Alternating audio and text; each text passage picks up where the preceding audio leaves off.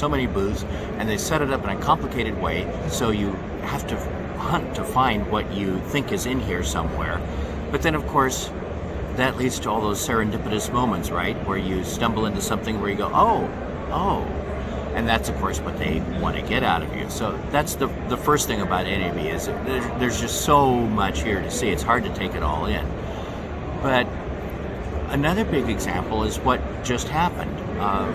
Miriam and I were just over at the Adobe booth and ran into David Arbor, who has become a friend because of attending here and participating on Adobe's forums and elsewhere.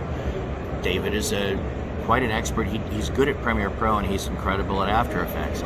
And Kyle Hamrick, who is also a noted major teacher in After Effects. And then talking with Eric Philpott, one of the executives for Adobe's video applications, on some questions I had about how the colors system, new color management system in Premiere works. And wow, I got an answer for something that's been bugging me for months just because of being here and able to ask the question in person from someone who knows. And when they have as many developers and supervisors and engineers as they have here in attendance, there's not that much about any of their applications that you'd have a question about that they don't have one of the best people on the planet here to give you an answer on. So for information, it's amazing. But again, I mentioned running into David Arbor and Kyle Hamrick. Well, and also getting a chance to talk with someone like Alexis Van Herkman, who is a noted teacher of colorists and is now working for Frame.io, for meeting and talking with all of the people from the colorists that I work with at Mixing Light, and going and learning about monitors that are used in the work that we do and all this sort of thing. The information, not just in the booths, but in the people you meet here, is really amazing, and you can't really duplicate this anywhere else. You kind of at some point need to come to one of these massive shows and start making connections with the people, because the information comes out of the minds of the people. It doesn't pop up on the internet by itself.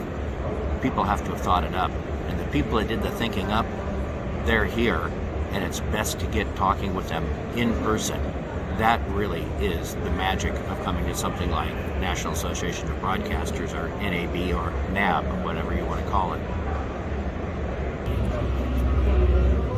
Out on our virtual tour of the show floor, we're going to stop first at Miriam's favorite booth, lighting. Check out these amazing foldable LED lighting panels. Apps that are out there on the market right now. So, I mean, these are really, it's really kind of catered to, IntelliTech is really kind of catered to the little guy here. Really try to, like, the ones that are of us that, like, are on the go, that are trying to, like, you know, trying to make it work with a very limited crew. It's a lot lighter than, you know, and it's a lot lighter than a lot of other lights that are going to produce this kind of, like, give you this amount of light. Okay.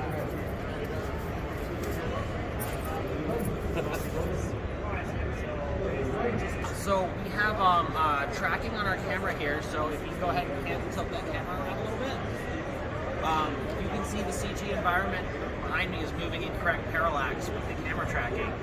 And then on this focus wheel, that's going to be by your left hand, I believe, you can rack focus between me and the real world, and then you can rack focus back to her in the CG world.